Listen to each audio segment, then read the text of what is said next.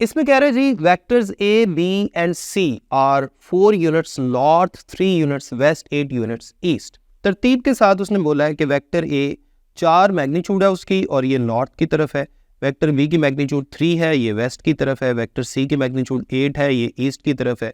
ये सारे मैं यहाँ पे ईस्ट वेस्ट नॉर्थ साउथ के लिहाज से मेंशन कर देता हूँ। ओके, डेटा में सबसे पहले तो ये फिगर आपके सामने आ गई।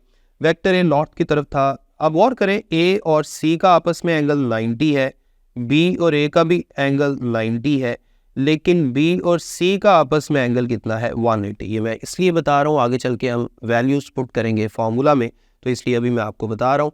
डेटा में और क्या कुछ है, ए 4 यूनिट्स नॉर्थ, ये वही जो हमने पहले भी बात कर ली। ओके, अब हम इसको सॉल्व कर लेते हैं। सॉल्व करने में हमें ए क्रॉस बी और इसी तरह ए क्रॉस सी और बी क्रॉस सी की वैल्यूज चाहिए। तो पहले मैं सॉल्यूशन में पार्ट ए सॉल्व करता हूँ। पार्ट ए किसके लिए हमने सॉल्व करना है, ए क्रॉस बी के लिए। वेक्टर प्रोडक्ट है, क्रॉस प्रोडक्ट है, हम जानते हैं इसका फॉर्मूला होता है फर्स्ट वेक्टर की मैग्नीट्यूड इंटू सेकेंड वेक्टर की magnitude into sine of angle between them. इन दोनों के दरमियान यानी वेक्टर ए और बी के दरमियान कितना एंगल है, ए और बी के दरमियान, यहाँ देखें ए और बी के दरमियान 90 डिग्री का एंगल है, तो यहाँ पे 90 डिग्री और साथ एन हैड यूनिट वेक्टर ज़रूर लिखना है, क्योंकि वेक्टर प्रोडक्ट में एक यूनिट वेक्टर आता है, नॉर्मल यूनिट वेक्टर। अब साइन 90 क्या होता है, साइन 90 होता है 1, ए की मैग्नीट्यूड है 4, बी की मैग्नीट्यूड है 3 और साइन 90 की जगह 1 आ गया और साथ एन है। इस तरीके से आप गौर करें, ये बन गया 12 इंटू एन हैड। अब n hat basically vector product के through I mean right hand rule के थ्रू एन हैड की डायरेक्शन हम फाइंड करेंगे। अगर आप ए को बी की तरफ घुमाएं अपने राइट हैंड के फिंगर से, ए को बी की तरफ अगर आप अपने राइट हैंड के फिंगर से घुमाएं तो थंब जो है ये आउटवर्ड आ रहा है। अब ये बात ज़हन में रखें कि अगर हम स्क्रीन पे ईस्ट वेस्ट नॉर्थ साउथ के लिहाज से बात करें तो आप ये बात समझ लें कि स्क्रीन के लिहाज से ईस्ट वेस्ट नॉर्थ साउथ के लिहाज से अगर डायरेक्शन आउटवर्ड आ रही है तो समझ जाए कि स्क्रीन असल में अर्थ है और अर्थ के लिहाज से आउटवर्ड क्या होता है, आसमान की तरफ यानी स्काइज की तरफ। इसे हम बोलेंगे वर्टिकली अप। यानी स्क्रीन के लिहाज से अगर हम ईस्ट वेस्ट नॉर्थ साउथ की बात कर रहे हो तो आउटवर्ड को हमने क्या बोलना है, वर्टिकली अप। तो यहाँ पे राइट हैंड रूल के मुताबिक आउटवर्ड बन रही थी, लेकिन यहाँ पे मैं लिखूंगा क्या, वर्टिकली अप। ठीक है, इसी तरह अब मैं पार्ट बी सॉल्व करने लगा हूं। पार्ट बी में उसने क्या पूछा है, पार्ट बी में उसने पूछा है ए क्रॉस सी। अब ए क्रॉस सी में फर्स्ट वेक्टर ए है, सेकंड वेक्टर सी है, साइन ऑफ एंगल ए और सी के दरमियान भी 90 का एंगल है जो यहां पे आपको नजर आ रहा है। यहां भी हमने 90 ही लिखना है, साथ एन हेड यूनिट वेक्टर आ गया। अब वेक्टर ए की मैग्नीट्यूड है 4, यहाँ पे N head unit vector same नाम रखने के बजाय मैं इसे एन प्राइम कह देता हूँ, क्योंकि पहले एन हेड हम यूज कर चुके हैं। ओके, ए की मैग्नीट्यूड 4 आ गई, सी की मैग्नीट्यूड 8 आ जाएगी, साइन 90 यहां भी 1 है और एन प्राइम हेड यहां पे आ गया। 8 टाइम्स 4 आपके पास 32 एन प्राइम हेड आ गया। अब और करें ए क्रॉस सी। ए क्रॉस सी जो है इसकी डायरेक्शन अगर हम राइट हैंड के फिंगर्स को ए से सी की तरफ घुमाएं तो इसकी डायरेक्शन इनवर्ड आ रही है। और जैसे मैंने आपको पहले बताया कि समझे ये अर्थ है और यानी स्क्रीन ही आपकी अर्थ है, और स्क्रीन के लिहाज से यानी अर्थ के लिहाज से इनवर्ड का मतलब क्या है, अर्थ के अंदर की तरफ। और अर्थ का अंदर क्या है, वर्टिकली डाउन। जब हम ज़मीन पे खड़े होकर अर्थ के अंदर की बात कर रहे होते हैं तो असल में उसका मतलब क्या होता है, वर्टिकली डाउन। तो यहां पे एन प्राइम के साथ फिर मैं डायरेक्शन क्या लगाऊंगा,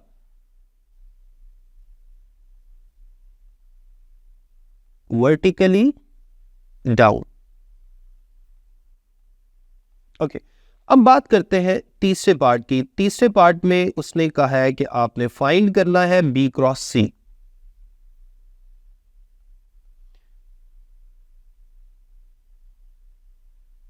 बी क्रॉस सी। अब इसमें फर्स्ट वेक्टर बी है, बी सी साइन ऑफ। अब बी और सी में कितना एंगल है आप गौर करें फिगर में, बी और सी के दरमियान, यानी बी जो है वो वेस्ट की तरफ है और सी ईस्ट की तरफ है, दोनों के दरमियान 180 का एंगल है। तो इसका मतलब है यहाँ पर 180 डिग्री आएगा और इसकी डायरेक्शन के लिए एन डबल प्राइम हैट में लिख लेता हूं। अब साइन 180 जो है ना ये तो होता है 0, इसका मतलब है मैग्नीट्यूड तो 0 हो गई। इसका मतलब है सारा का सारा जो वेक्टर है वो फिर क्या बन जाएगा, नल वेक्टर।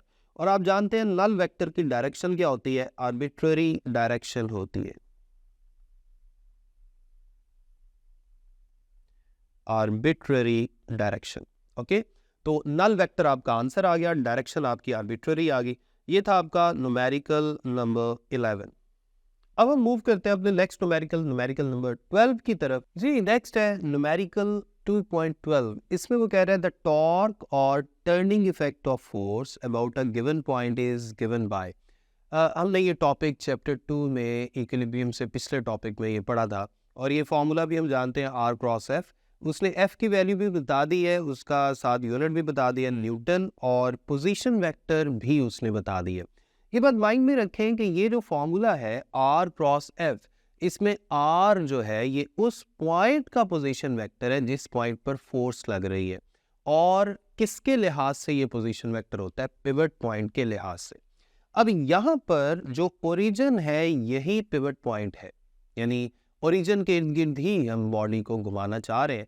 तो इसका मतलब है कि यहाँ पे जो पोजीशन वेक्टर आएगा वो भी ओरिजिन के लिहाज से ही आएगा। ठीक है, तो डेटा हम मेंशन कर लेते हैं, डेटा के बाद हम इसको सॉल्व कर लेते हैं। बड़ा सिंपल न्यूमेरिकल है, इसमें कोई मुश्किल बात नहीं है। ओके, डेटा में सबसे पहले हमारे पास आ जाता है फोर्स वेक्टर और पोजीशन वेक्टर, और फाइंड हमने करना है टॉर्क। इसमें कोई मुश्किल बात नहीं है, ये फॉर्मूला हमने पढ़ा हुआ है। मैं डायरेक्ट आपको सॉल्व करके बता देता हूँ। सोल्यूशन, मोमेंट ऑफ फोर्स या torque is equal to vector product of R and F. R भी गिवन है, एफ भी गिवन है। हम जानते हैं कि हम वेक्टर प्रोडक्ट को रेक्टेंगुलर कंपोनेंट्स की फॉर्म में अगर सॉल्व करना पड़े तो हम उसको इस तरह से डिटर्मिनेंट की फॉर्म में लिख सकते हैं। सबसे ऊपर आई हैट, जे हैट और के हैट, ये वाली रो आ गई। उसके बाद फर्स्ट वेक्टर कौन सा होता है, टॉर्क के फॉर्मूला में फर्स्ट वेक्टर है आर, तो पहले आर के कोरेस्पॉन्डिंग कोफिशिएंट्स आएंगे। आई के नीचे 7 आर का एक्स कंपोनेंट, जे के नीचे आर का वाई कंपोनेंट उसकी मैग्नीट्यूड 3, और के नीचे आर का जी कंपोनेंट यानी उसकी मैग्नीट्यूड आएगी 1। इसके बाद दूसरा जो वेक्टर है एफ, उसके कोरेस्पॉन्डिंग कंपोनेंट्स आ जाएंगे। आई का कोफिशिएंट यानी -3, जे का कोफिशिएंट यानी 1, फोर्स वेक्टर का जे का कोफिशिएंट यहाँ पे 1 है, और के का कोफिशिएंट 5। ये आपके पास दूसरे वेक्टर यानी फोर्स वेक्टर के कोरेस्पॉन्डिंग कंपोनेंट्स आ गए। अब डिटर्मिनेंट को ओपन करने का तरीका आप जानते हैं। सबसे पहले फर्स्ट रो के फर्स्ट एलिमेंट को लिखा और उसकी रो और उसके कॉलम को छोड़ के बाकी जो 4 एलिमेंट्स आप देख रहे हैं इनको क्रॉस मल्टीप्लाई कर दिया, यानी 3 को 5 के साथ मल्टीप्लाई कर देंगे, 3 × 5, फिर माइनस अपनी तरफ से और 1 को इस 1 के साथ मल्टीप्लाई कर देंगे। इसे बोलते हैं क्रॉस मल्टीप्लिकेशन, 1 मल्टीप्लाइड बाय 1, और ये ब्रैकेट क्लोज। उसके बाद जो फर्स्ट रो का सेकंड एलिमेंट है जे, इसके साथ नेगेटिव साइन आएगा। अब इसकी रो और इसके कॉलम को छोड़ के बाकी जितने भी 4 एलिमेंट्स हैं उनको क्रॉस मल्टीप्लाई करना है। अगर आप जे की रो और जे के कॉलम की बात करें, ये मैं येलो कलर में हाईलाइट कर देता हूँ। जे की रो और जे के कॉलम, ये जे की रो है और ये जे के कॉलम है। इसके अलावा बाकी 4 एलिमेंट्स बच जाते हैं 7, 1, -3 और 5। इनको हमने क्रॉस मल्टीप्लाई करना है। तो सबसे पहले 7 को मल्टीप्लाई करेंगे 5 के साथ, फिर माइनस, उसके बाद -3 को मल्टीप्लाई करेंगे 1 के साथ। इसके बाद जो थर्ड एलिमेंट है k, उसको लिखेंगे, उसके साथ पॉजिटिव साइन आएगा, और इसकी रो और कॉलम के अलावा बाकी जितने भी एलिमेंट्स हैं उनको क्रॉस मल्टीप्लाई कर देंगे इस तरीके से। अगर आप k की रो और कॉलम के अलावा देखें तो बाकी 4 एलिमेंट्स बच जाते हैं, उन 4 एलिमेंट्स को क्रॉस मल्टीप्लाई कर दें। 7 जो है ये इस 1 के साथ क्रॉस मल्टीप्लाई होगा, और -3 इस 3 के साथ क्रॉस मल्टीप्लाई होगा। तो इस तरीके से हम इसको सिंप्लीफाई कर लेते हैं।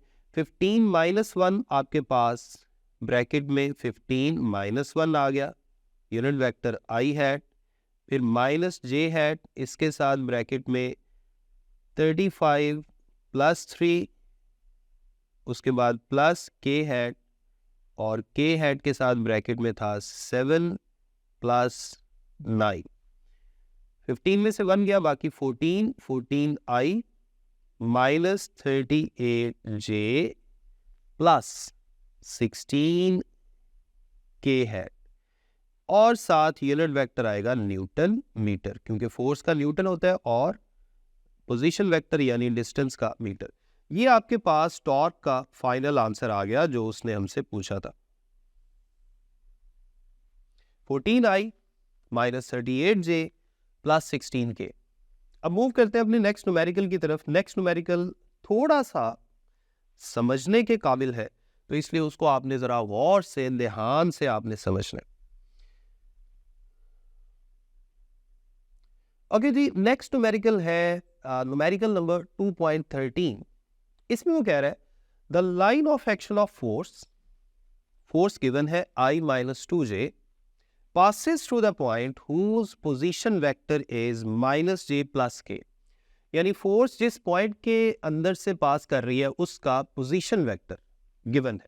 एक बात याद रखें, अगर ये ना बताया जाए कि पोजीशन वेक्टर कौन से पॉइंट के लिहाज से गिवन है, तो समझ लें कि वो ओरिजिन के लिहाज से ही गिवन है, यानी -j + k ओरिजिन के लिहाज से गिवन है।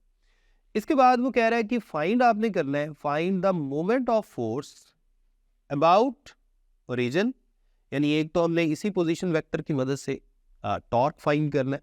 फिर वो कह रहा है the moment of force about the point, एक ऐसे पॉइंट के इर्द गिर्द बॉडी को घुमा के मोमेंट ऑफ फोर्स निकाले जिसका पोजीशन वेक्टर ये है I + k, यानी एक दूसरा पॉइंट है जिसका ओरिजिन के लिहाज से पोजीशन वेक्टर I + k है। हमने ऑब्जेक्ट को उस दूसरे पॉइंट के इर्द गिर्द घुमा के टॉर्क निकालना है पार्ट बी में। तो स्टेप वाइज करते हैं। सबसे पहले डायग्राम मैंने एक हल्की सी बना ली है।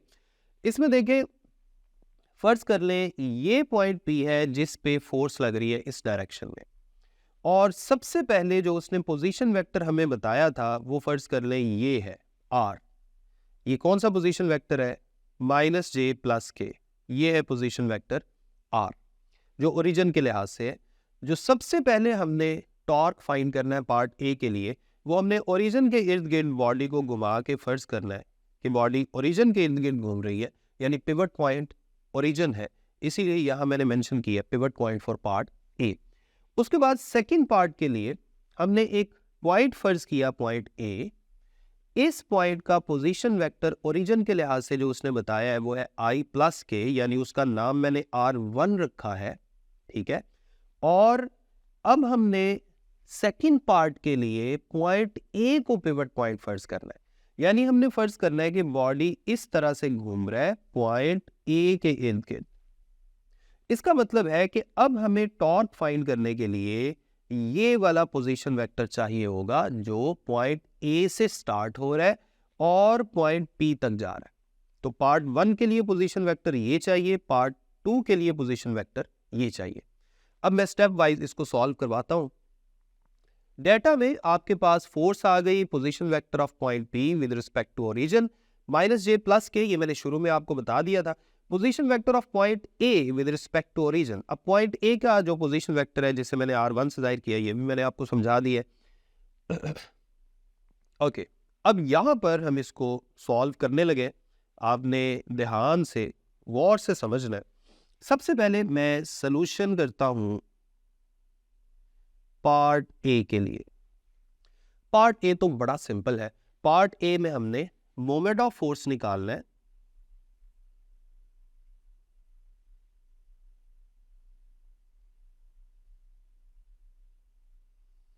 किसके इर्द गिर्द?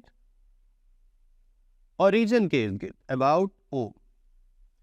फर्ज कर लें इस मोमेंट ऑफ फोर्स को मैं नाम दे देता हूं टॉ, या इसका नाम हम रख देते हैं, टॉ वन भी कह सकते हैं लेकिन हम टॉ कह देते हैं, इसको मैं टॉ कह देता हूं।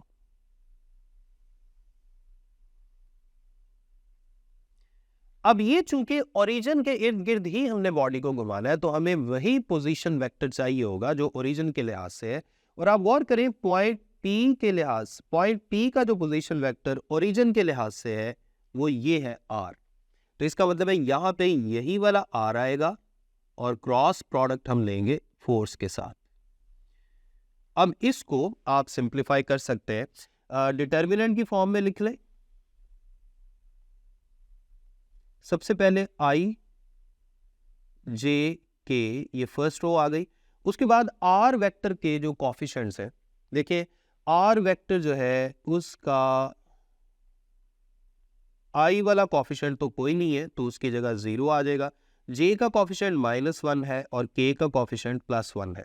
उसके बाद एफ के कॉरेस्पॉन्डिंग कॉफिशेंट्स आ जाएंगे। एफ का आई का जो कॉफिशेंट है वो 1 है, जे का -2 है और के का 0 है। तो ये आपके पास डिटर्मिनेंट बन गया। अब इस डिटर्मिनेंट को ओपन करते हैं, जैसे मैंने लास्ट न्यूमेरिकल में आपको समझाया। आई को लिखा ब्रैकेट के अंदर, आई की रो और कॉलम के अलावा बाकी 4 एलिमेंट्स को क्रॉस मल्टीप्लाई किया। -1 मल्टीप्लाई होगा 0 के साथ, फिर माइनस, उसके बाद -2 मल्टीप्लाई होगा 1 के साथ, उसके बाद जे के साथ नेगेटिव साइन। यहां भी लास्ट न्यूमेरिकल में मैंने डिटेल में आपको समझाया था। उसके बाद जे की रो और कॉलम को छोड़ा और 4 जो एलिमेंट्स हैं उनको क्रॉस मल्टीप्लाई किया। जे की रो और कॉलम को छोड़े तो ये 0 इस 0 से मल्टीप्लाई होगा, ये वाला 0 इस 0 से, और ये वाला 1 इस 1 से मल्टीप्लाई होगा, इस तरीके से। उसके बाद तीसरे नंबर पे के साथ प्लस आएगा और इसको भी बिल्कुल उसी तरह के की रो और कॉलम को छोड़ के चारों एलिमेंट्स को क्रॉस मल्टीप्लाई कर दें और दरमियान में नेगेटिव साइन लगा दें। के की रो और कॉलम को छोड़ा तो ये जो 0 है, ये 0 ये मल्टीप्लाई होगा -2 के साथ, 0 -2, और इसी तरह ये वाला जो 1 है ये मल्टीप्लाई होगा इस -1 के साथ, 1 -1। अब इनको सिंप्लीफाई कर दें। आई का आई हैट बिल्कुल वैसे ही आ गया, ब्रैकेट के अंदर 0 +2, फिर -j हैट, ब्रैकेट के अंदर 0 -1, उसके बाद +k हैट और ब्रैकेट के अंदर 0 +1, और ये आपके पास 2i +j हैट प्लस ये तीसरे नंबर पे जो ब्रैकेट के अंदर मैंने गलती से k हैट लिख दी है, इसको 1 कर ले, यहां पे 1 आता है। तो अब आपके पास k हैट बच गया। ये है पार्ट 1 का answer. Moment of force about origin, ये है पार्ट 1 का आंसर, 2i +j +k। अब हम पार्ट 2 की तरफ जाने लगे हैं, उसके लिए आपने जरा गौर से ध्यान से मेरी बातें सुननी है। पार्ट 2 के लिए हमें जैसे मैंने आपको शुरू में बताया, हमें ये वाला पोजीशन वेक्टर चाहिए, R vector, R prime vector, इसका नाम मैंने आर प्राइम रखा हुआ है। और हमें जो कुछ पता है वो ये पता है और ये पता है। हमें ये आर इसलिए चाहिए क्योंकि पॉइंट P का पोजीशन वेक्टर चाहिए पिवट पॉइंट के लिहाज से और वो R प्राइम ही बन रहा है। ठीक है, अब मैं हेड टू टेल रूल की मदद से सबसे पहले पार्ट बी को कैरी ऑन करता हूं। पार्ट बी को सॉल्व करने के लिए या इसका आंसर निकालने के लिए सबसे पहले मैं फ्रॉम हेड टू टेल यहां पे लिखता हूं, from head to tail rule.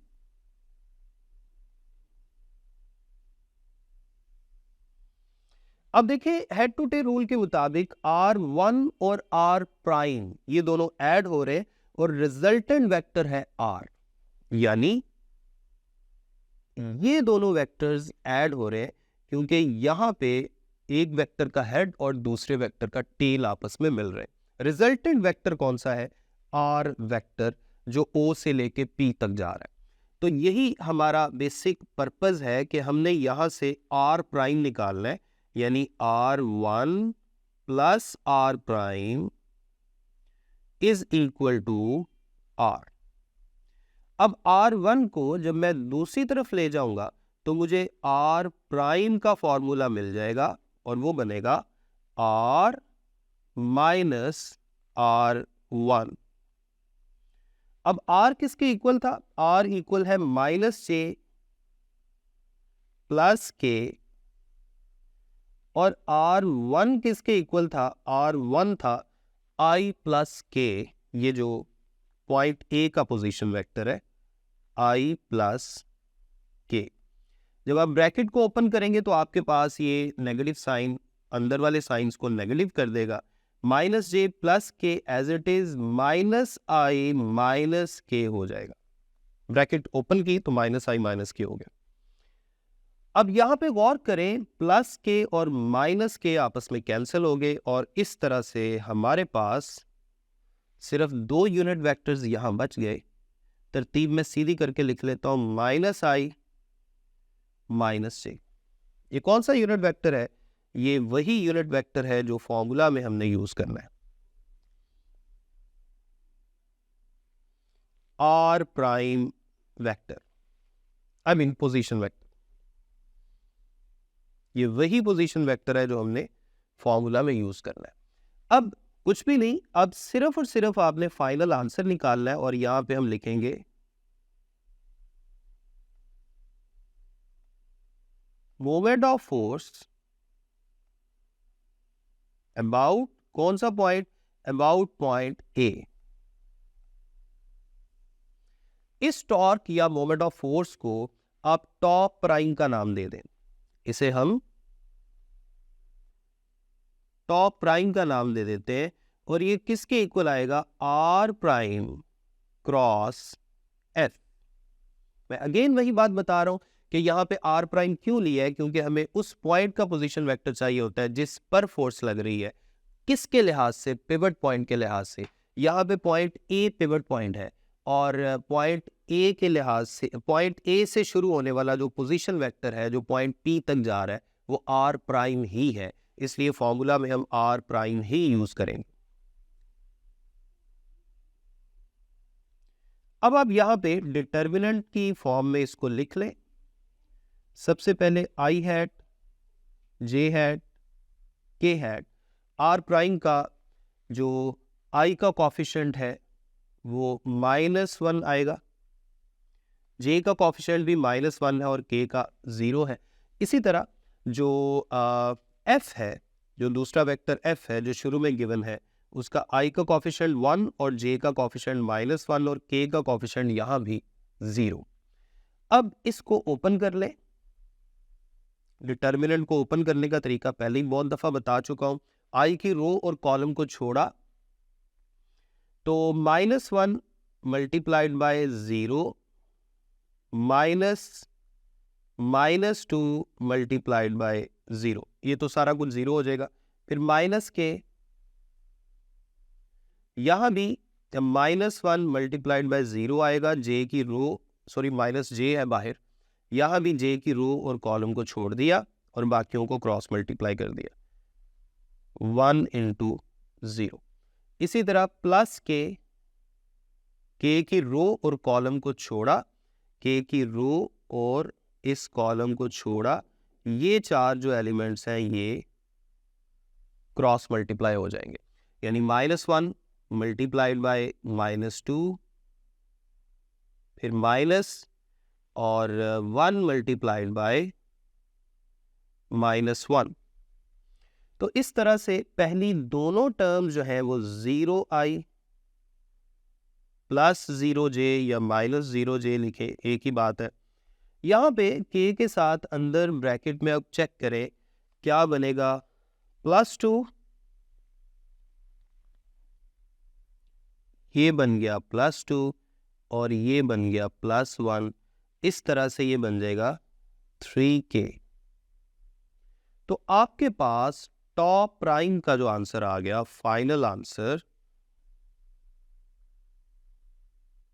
वो आ गया 3k है।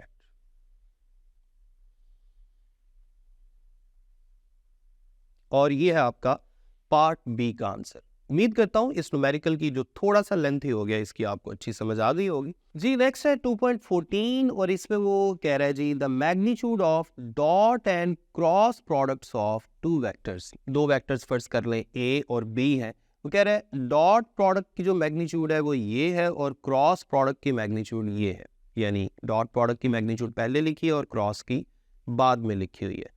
वो कह रहे हैं कि दोनों के दरमियान एंगल थीटा फाइंड करें, यानी इस न्यूमेरिकल में हमने थीटा एंगल फाइंड करना है। बड़ा सिंपल न्यूमेरिकल है, इसमें कोई मुश्किल बात नहीं है।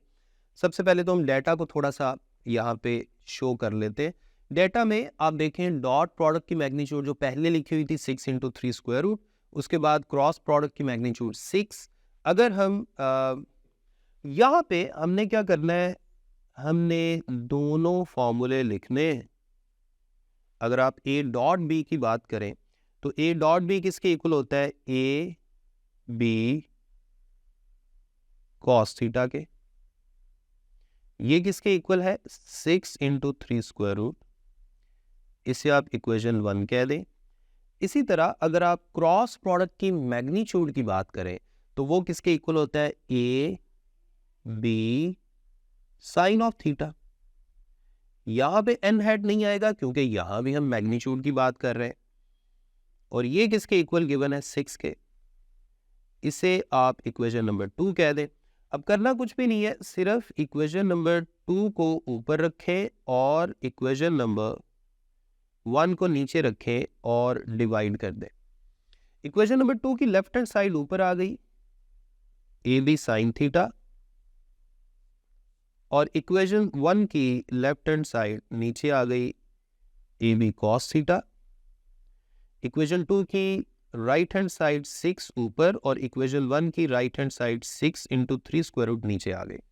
अब यहाँ पे कुछ चीज़ें कैंसिल हो रही है। क्या कुछ कैंसिल हो रहा है, ए बी के साथ कैंसिल हो गया और 6 इस नीचे वाले 6 के साथ कैंसिल हो गया। अब आप गौर करें, लेफ्ट हैंड साइड पे साइन डिवाइडेड बाय कॉस रह गया और हम जानते हैं ये किसके इक्वल होता है, tan ऑफ थीटा के। तो tan थीटा हमारे पास 1/3 स्क्वायर रूट के इक्वल आ गया। हम जानते हैं कि थीटा की वैल्यू 30 डिग्री हो तो tan थीटा का आंसर 1/3 स्क्वायर रूट आता है। यही हमारा आंसर है, यही आपका आंसर है, यानी 30 degree. Angle between two vectors is 30 degree. अब हम मूव करते हैं अपने नेक्स्ट न्यूमेरिकल की तरफ। नेक्स्ट न्यूमेरिकल है 2.15। 2.15 में वो कह रहा है a load of 10 Newton is suspended from a clothesline. This distorts the line so that it makes an angle of 15 degree with the horizontal at each end. Find the tension in the clothesline. अब clothesline कैसी है, फर्ज कर ले एक इस तरह का कोई आप समझ लें कि स्ट्रिंग है, कोई कपड़े का पीस है, कोई कपड़े का टुकड़ा है, कोई इस तरह का कोई थ्रेड है, कुछ भी है, इसके दरमियान से एक वेट सस्पेंड कर दिया गया। तो जारी बात है क्या होगा, ये इस तरह से डिस्टॉर्ट हो जाएगी, इस तरह से डिस्टॉर्ट हो जाएगी और यहाँ नीचे वेट सस्पेंडेड है, जो यहाँ पे आपको डायग्राम में भी नजर आ रहा है। मैंने क्या किया है, ये क्लोज लाइन है, इसके दरमियान में वेट सस्पेंड किया था, उसने इसको थोड़ा सा इंक्लाइन कर दिया दोनों तरफ से हॉरिजॉन्टल के साथ उसका एंगल दोनों तरफ से बन रहा है θ1 और θ2। और जैसे यहाँ उसने बताया कि ये 15 डिग्री है, इसका मतलब है θ1 और θ2 दोनों बराबर है। एक तरफ जो रस्सी में या क्लोज लाइन में टेंशन है वो T1 है और दूसरी तरफ टेंशन T2 है। मैंने T1 को भी रेक्टेंगुलर कंपोनेंट्स में रिजॉल्व कर लिया। एक इसका x कंपोनेंट है T1 cos θ1 और एक y कंपोनेंट है T2 T1 sin θ1। इसको थोड़ा सा ठीक कर लीजिएगा। बेसिकली इसमें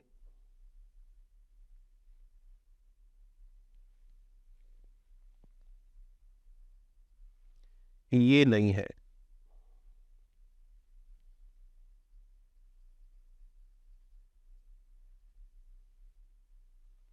ये इक्वालिटी नहीं है, यहां भी ये इक्वालिटी नहीं है। ओके जी, एक तो आपके पास आ गया T1 के दो कंपोनेंट्स आ गए, एक T1 cos θ1 और वर्टिकल कंपोनेंट आ गया T1 sin θ1। इसी तरह T2 के भी दो कंपोनेंट्स आ गए, T2 sin θ2 और T2 cos θ2। आप गौर करें, इस वक्त टोटल दो फोर्सेस वर्टिकली अपवर्ड लग रही हैं और एक फोर्स वर्टिकली डाउनवर्ड लग रही है, यानी वाई एक्सिस के अलॉन्ग टोटल तीन फोर्सेस लग रही हैं ये वाली, और दो फोर्सेस एक्स एक्सिस के अलॉन्ग लग रही है, एक दाएं तरफ और एक बाएं तरफ। ये चीज़ें आपने याद रखनी है। अब न्यूमेरिकल को सॉल्व करना हमारे लिए आसान हो जाएगा। डेटा को मैं लिखता हूं और फिर आगे चल के इस न्यूमेरिकल को हम सिंप्लीफाई करते हैं। वेट गिवन है, एंगल θ1 θ2 15 डिग्री है। फाइंड क्या करना है? Tension in the close line. असल में जब हम आगे चल के कुछ कैलकुलेशन करेंगे तो पता चलेगा T1 और T2 दोनों की मैग्नीट्यूड सेम आती है क्योंकि दोनों तरफ एंगल सेम था। ओके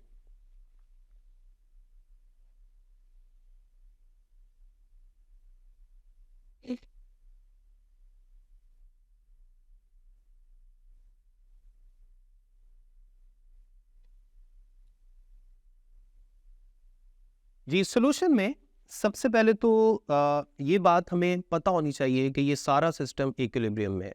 अगर ये इक्विलिब्रियम में है तो इक्विलिब्रियम की दोनों कंडीशंस यहाँ पे ओबे होनी चाहिए। यहाँ पे मैं फर्स्ट कंडीशन को ओबे करके अपनी रिक्वायरमेंट पूरी करूँगा। तो applying first condition of equilibrium, तो फर्स्ट कंडीशन के दो पार्ट्स हैं, एक sigma F X equal to 0 और दूसरा है sigma F Y equal to 0। Sigma F X equal to 0, आप गौर करें एक्स एक्सिस के अलॉन्ग दो फोर्सेस हैं, एक T2 cos θ2 दाएं तरफ है, जो दाएं तरफ लग रही है उसे पॉजिटिव लिखेंगे। अब चूंकि θ1 और θ2 दोनों बराबर है तो यहाँ पे मैं θ1 या 2 लिखने की बजाय मैं यहाँ पे थीटा की वैल्यू ही लिख देता हूं, और वो कितनी है? 15 degree. So T2 cos 15 degree minus T1 cos 15 degree should be equal to 0। अब आप देखें, ये नेगेटिव वाली टर्म दूसरी तरफ जाएगी तो उधर जाके ये पॉजिटिव हो जाएगी। T1 cos 15 डिग्री, अब दोनों तरफ cos 15 डिग्री सेम है तो ये दोनों तरफ से कैंसिल हो जाएगा। इसका मतलब ये हुआ कि T1 और T2 की मैग्नीट्यूड सेम आ गई। T1 is equal to T2, और अगर ये दोनों सेम है तो आप दोनों की जगह एक ही नाम इस्तेमाल कर लें, और वो क्या है? T। अब मैं आता हूं y एक्सिस की तरफ। y एक्सिस के अलॉन्ग दो अपवर्ड फोर्सेस हैं, एक T1 साइन θ1, यहां भी θ1 और θ2 सेम है तो मैं थीटा की जगह 15 डिग्री ही यूज कर लेता हूं, प्लस T2 साइन 15 डिग्री, और W डाउनवर्ड है, डाउनवर्ड फोर्स को नेगेटिव लिया जाता है, माइनस W इक्वल टू 0। अब चूंकि अभी हमने इक्वेशन नंबर 1 में T1 और T2 की मैग्नीट्यूड को इक्वल साबित किए, इन दोनों की जगह फिर हम यूज करेंगे एक ही नाम यानी T। इन दोनों की जगह मैं क्या यूज करने वाला हूं? T। इसका मतलब ये हुआ कि दोनों टर्म सेम हो जाएंगे, t sin 15 t sin 15, तो दोनों को ऐड करके मैं लिख सकता हूं 2t sin 15 डिग्री, और ये w दूसरी तरफ चला गया, उधर जाके ये पॉजिटिव हो जाएगा, यानी w। हमने टेंशन की वैल्यू निकालनी थी, तो टेंशन t को इस तरफ रहने दें और 2 को भी राइट हैंड साइड पे डिवाइड कर दें, और sin 15 भी यहाँ मल्टीप्लाई हो रहा था तो राइट हैंड साइड पे जाके डिवाइड होना शुरू हो जाएगा। W की वैल्यू पुट करें, W था 10 न्यूटन और नीचे 2 भी है और sin 15 डिग्री भी है। जब आप ये वैल्यूज पुट करेंगे सारी, तो आपके पास इसका आंसर आएगा 19.3, और टेंशन का ऐसा यूनिट क्या होगा, न्यूटन।